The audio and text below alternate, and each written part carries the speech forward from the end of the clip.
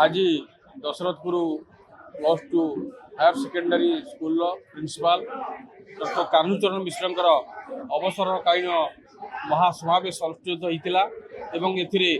मत अतिथि भाव में डाकी ये जो भाव में अध्यापक डॉक्टर मिश्र महोदय को रास्तारू छात्र छात्री माने समस्त कर्मचारी अध्यापक अध्यापिका वृंद माने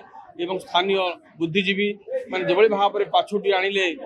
रास्तारू महाविद्यालय परिसर मध्य को जो भाव में एक सौहार्दपूर्ण वातावरण भितर एक भावपूर्ण परिवेश भितर जो भाव में अवसरकालीन सभाटी करा निश्चित भाव में हृदयस्पर्शी मर्मस्पर्शी यह हूँ बड़ अवदान एवं बड़ पुरस्कार। दीर्घ 37 वर्ष से ये महाविद्यालय निजर जीवन को उत्सर्ग कर प्रत्येक घात प्रतिघात भितर से अध्यापना पाखु अध्यक्ष पर्यंत ये कार्य तुलाई आज मुझे देखुली जो भाव में प्रति समस्त सम्मान एवं भावपूर्ण प्रति जो सम्मान थिला जो प्रति जो थिला आवेग से आवेग परिलक्षित होता से केते परिमाण ये लोकों सहित मिशिचंती महाविद्यालय उन्नति निजक सारथी करिसेंती एवं किभली भाव में छात्र छात्री समस्त स्टाफ सहित किभली भाव में मिशुचंती आज परिलक्षित होइछि एवं प्रमाण होइछि। मु भाबुछि एभली भाव में जदि समस्त कर्मचारी तांकर जीवन भितर तांकर जो सरकारी कार्यकाल भितर जदि एभली भाव में काम करेंगे ताल निश्चित भाव में से सब जगार पूज्य हेबे एवं आज कानुसार ये अंचल पर एक उदाहरण है आमको उदाहरण देइचंती एवं एक उदाहरण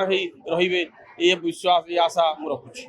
यही अनुष्ठान वरिष्ठ ओडिया विभाग प्राध्यापक डॉक्टर कान्हूचरण मिश्र महोदय जे कि 1999 मसीह आज पर्यंत 37 वर्ष धरी अध्यापना करछंती ओडिया विभाग मुख्य भाव कार्य करी 2022 रु 2026 4 वर्ष धरी अध्यक्ष भाव में सुचारू रूपे कार्य कर 60 वर्ष बयस अवसरकालीन जो समर्थना सभा आज आयोजन कर उपलक्षे सभार आयोजन आज मते पिला माने एवं समस्त वरिष्ठ नागरिक ये अंचल बुद्धिजीवी सांबादिक बंधुगण एवं ये अनुष्ठान प्राण प्रतिष्ठा प्रफुल्ल चंद्र सामल मोर समस्त सहकर्मी समस्ते मते उच्छ्वसित संबर्धना दौथबारु मु समस्त पाखरे निश्चित कृतज्ञता प्रकाश करुच्ची। मो पारु पर्यंत दीर्घ 36 वर्ष 11 मास आज दिन में मु परिसमाप्ति करिछि एवं मते जो माने एठी परिचालना कमिटी रे रखी थिले एठी मते चाकरी देइथिले से माने मध्य बहु संख्यार उपस्थित अछंती वैकुंठनाथ कर अछंती आंजनेय राय अछंती एवं अन्य मान सब अछंती आमर सांसदंकर प्रतिनिधि एवं आमर समस्त वरिष्ठ नागरिक वृंद राजनेता समस्ते मो पाखे अछंती प्राक्तन कर्मचारी वृंद मो पाखे अछंती एवं अति अति आनंद लगुच मते आनंद लगुच दुख मध्य लगुच कहीं अनुष्ठान पाई मु बंची मो पाई अनुष्ठान बंची किछि दिन धरिकी